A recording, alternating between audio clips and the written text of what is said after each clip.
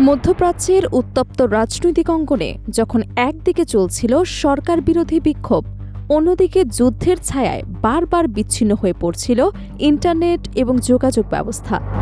ঠিক সেই সময় পর্দার আড়ালে চলছিল আরও এক গোপন খেলা।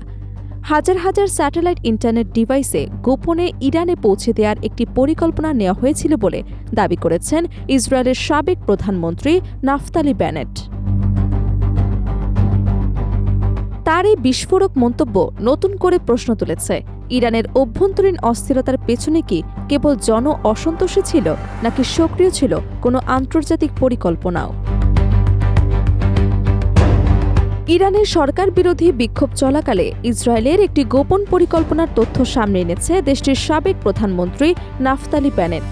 তার দাবি, বিক্ষোভকারীদের যোগাযোগ ব্যবস্থা সচল রাখতে ইরানে গোপনে স্টারলিংকের ইন্টারনেট রিসিভার পাঠানোর উদ্যোগ নিয়েছিল ইসরায়েল।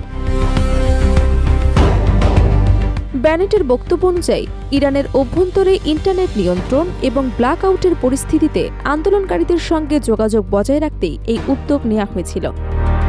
তার দাবি, ইসরায়েল 10,000-এরও বেশি স্টারলিংক রিসিভার সংগ্রহ এবং পাচারের প্রক্রিয়া শুরু করেছিল, তবে এই পরিকল্পনা পুরোপুরি বাস্তবায়ন করা সম্ভব হয়নি।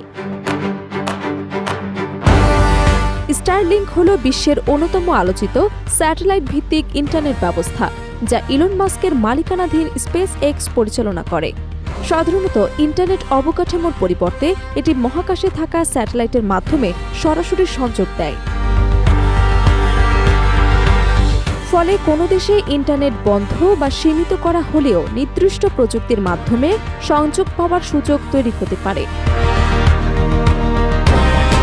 ইরানে স্টারলিংক ব্যবহারের অনুমতি নেই। এর আগে ইরানি কর্তৃপক্ষ অভিযোগ করেছিল, দেশটির নিরাপত্তা পরিস্থিতি দুর্বল করতে যুক্তরাষ্ট্র এবং ইসরায়েল এই ধরনের প্রযুক্তি ব্যবহারের চেষ্টা করছে। ফলে প্রযুক্তির ব্যবহার নিয়ে বিভিন্ন সময়ে ভিন্ন ভিন্ন দাবি উঠেছে। বেনেট বলেন, এই ডিভাইসগুলো সরবরাহের মূল উদ্দেশ্য ছিল বিক্ষোভকারীদের মধ্যে সমন্বয় তৈরি করা এবং যোগাযোগ ব্যবস্থা চালু রাখা। এমনকি তার দাবি, দীর্ঘমেয়াদে এটি ইরানের রাজনৈতিক পরিস্থিতিতেও প্রভাব ফেলতে পারত। তবে একই সঙ্গে তিনি অভিযোগ করেন, ইসরায়েলের বর্তমান সরকার এই পরিকল্পনাকে কার্যকরভাবে এগিয়ে নিতে পারেনি, ফলে আন্দোলনের সময় প্রয়োজনীয় প্রযুক্তিগত সহায়তা পুরোপুরি পৌঁছানো সম্ভব হয়নি। বেনেটের এই মন্তব্যের পর বিষয়টি ঘিরে নতুন করে আলোচনা শুরু হয়েছে। যদিও তার এই বক্তব্যের বিষয়ে ইসরায়েলি প্রধানমন্ত্রী বেঞ্জামিন নেতানিয়াহুর কার্যালয় থেকে তাৎক্ষণিক কোনো প্রতিক্রিয়া পাওয়া যায়নি। একইভাবে স্পেস এক্সের পক্ষ থেকেও কোনো মন্তব্য আসেনি। ইরানের রাজনৈতিক অস্থিরতার সময় ইন্টারনেট বন্ধ করে দেওয়ার ঘটনা নতুন নয়। দেশটিতে বিভিন্ন আন্দোলনের সময় যোগাযোগ ব্যবস্থা সীমিত করা হয়েছে, ফলে অনেক মানুষ বিকল্প যোগাযোগ মাধ্যমের দিকে ঝুঁকছে।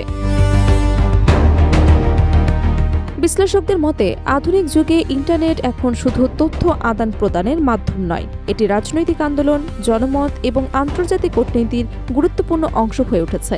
কোনো দেশের ভেতরে যোগাযোগ ব্যবস্থা নিয়ন্ত্রণ করা যেমন ক্ষমতার হাতিয়ার, তেমনি বিকল্প যোগাযোগ প্রযুক্তিও হয়ে উঠতে পারে বড় ধরনের প্রভাব বিস্তারের মাধ্যম। ইন্টারনেটের বিক্ষোভ ঘিরে স্টারলিংক রিসিভার পাঠানোর অভিযোগ সে বাস্তবতাকেই সামনে এনেছে। তবে এই পরিকল্পনার প্রকৃত পরিধি কতটা বাস্তবায়িত হয়েছিল, এর প্রভাব কতটা ছিল, তা নিয়ে এখনও রয়েছে নানা প্রশ্ন। মধ্যপ্রাচ্যের রাজনীতি যেখানে প্রতিনিয়ত নতুন সমীকরণ তৈরি করছে, সেখানে প্রযুক্তি এবং ভূ রাজনীতির এই যোগসূত্র ভবিষ্যতের সংঘাত এবং আন্দোলনের ধরনকে নতুনভাবে বদলে দিতে পারে।